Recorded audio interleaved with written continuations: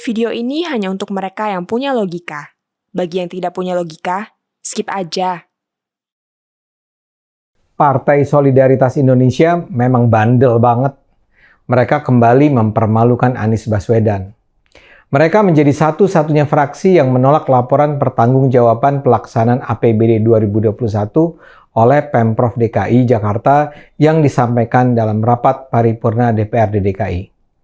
Semua fraksi lainnya sama-sama setuju menerima laporan tersebut. Mereka semua terlihat puas dengan pertanggungjawaban yang diberikan tim Anies. Anies sendiri tidak hadir dalam rapat itu.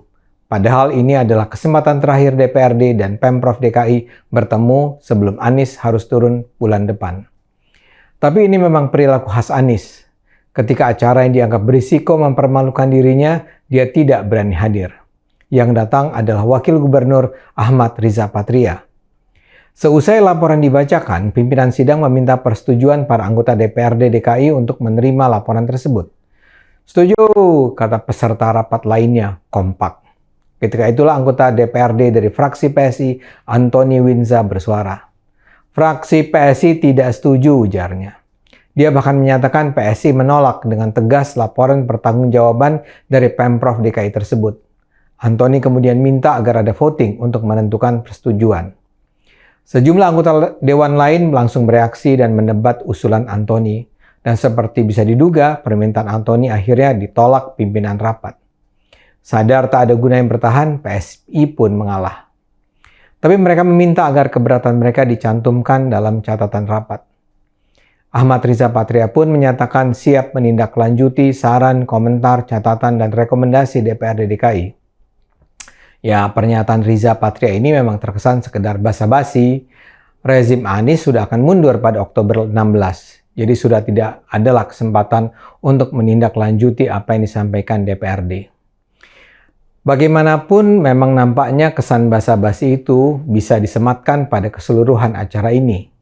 Kecuali PSI, para anggota DPRD DKI cuma pura-pura serius mendengarkan laporan Pemprov DKI. Mereka itu mengingatkan saya pada istilah yang dulu sering digunakan di era Orde Baru, 4D, duduk, dengar, diam, duit. Tidak ada tanda-tanda mereka memang mewakili rakyat untuk mengawasi eksekutif menggunakan APBD yang luar biasa besar, di Jakarta hampir 80 triliun rupiah. Mereka membiarkan begitu saja pemerintahan Anies semena-mena menggunakan uang rakyat dengan cara yang tidak transparan dan akuntabel. Keberatan PSI sebenarnya sangat valid. Ada sejumlah alasan sehingga PSI menolak. Pertama, adanya sejumlah temuan Badan Pemeriksa Keuangan yang mengindikasikan adanya berbagai penyimpangan dalam laporan keuangan DKI. Misalnya saja adanya kelebihan bayar hingga ratusan miliar yang dilakukan PT Transjakarta. Ada pula kelebihan belanja konsultasi telematika hingga miliaran rupiah. Bagi PSI, kelebihan bayar ini mungkin sekali terjadi karena adanya markup dalam proses pelaksanaan kegiatan. Lalu ada juga persoalan Formula E. Menurut PSI, renegosiasi ajang balap mobil listrik itu tidak transparan.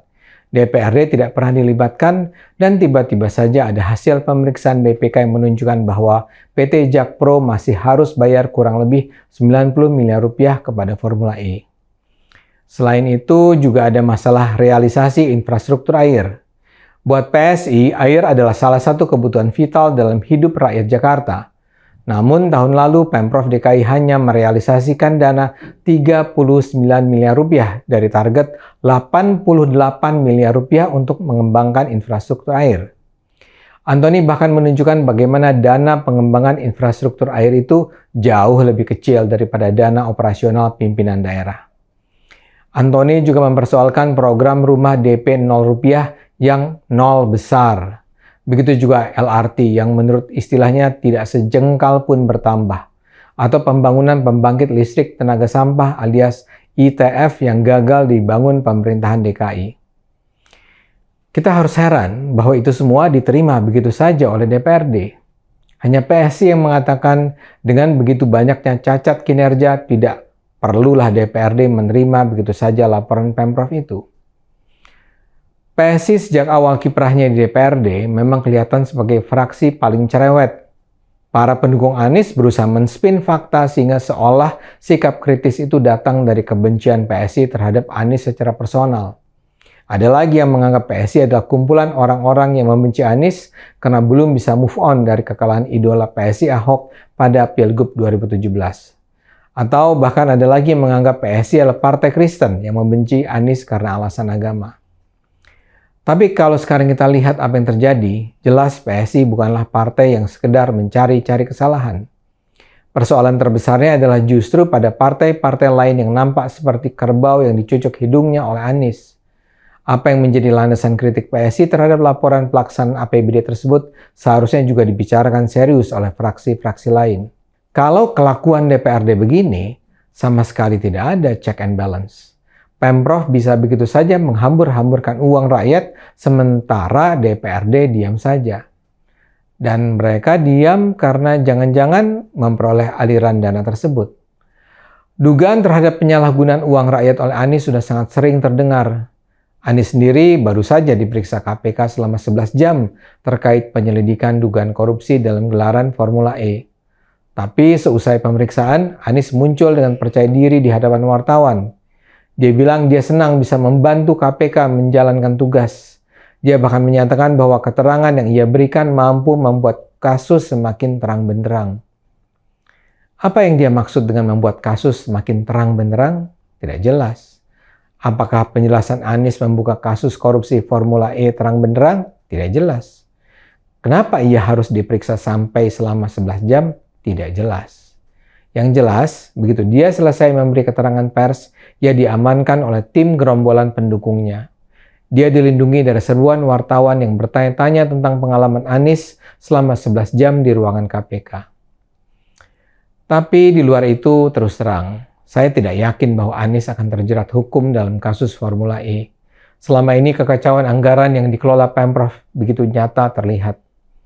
BPK berulang kali menyatakan ada kelebihan bayar dalam proyek-proyek pembangunan di Jakarta. Jumlahnya seperti dikatakan Antoni bisa puluhan miliar rupiah. Dan toh kemudian kasus-kasusnya sirna begitu saja. Dan BPK setiap tahun memberikan status wajar tanpa pengecualian kepada laporan keuangan Pemprov DKI. Karena itu maaf, saya tidak yakin kini pun KPK akan serius menangani Formula E dan Anies. Ketua KPK Firly Bahuri sendiri menyatakan bahwa Anies dipanggil sebagai saksi. Ia menegaskan pemeriksaan yang dilakukan terhadap Anies sama seperti pemeriksaan yang dilakukan KPK terhadap pihak-pihak lainnya. Menurut Firly, tidak ada hal yang istimewa terkait pemeriksaan Anies. Dengan kata lain, Firly ingin menunjukkan bahwa Anies tidak sedang akan ditersangkakan. Ia juga menepis bahwa ada unsur politis di balik pemeriksaan yang dilakukan pihaknya terhadap Anies. Proses pemeriksaan yang dilakukan oleh KPK hanya terkait dengan prosedur hukum, katanya.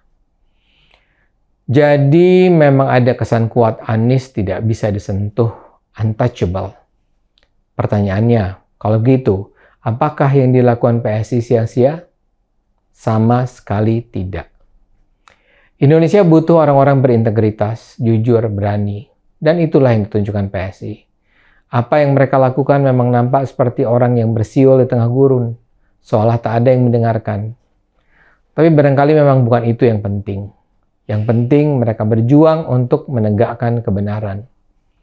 Perubahan selalu dimulai oleh sedikit orang tercerahkan yang bersedia memperjuangkan dunia yang lebih baik.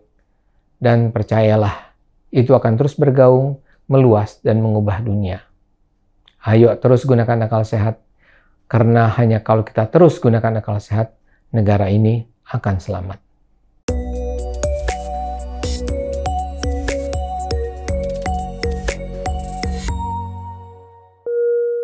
Video ini hanya untuk mereka yang punya logika. Bagi yang tidak punya logika, skip aja.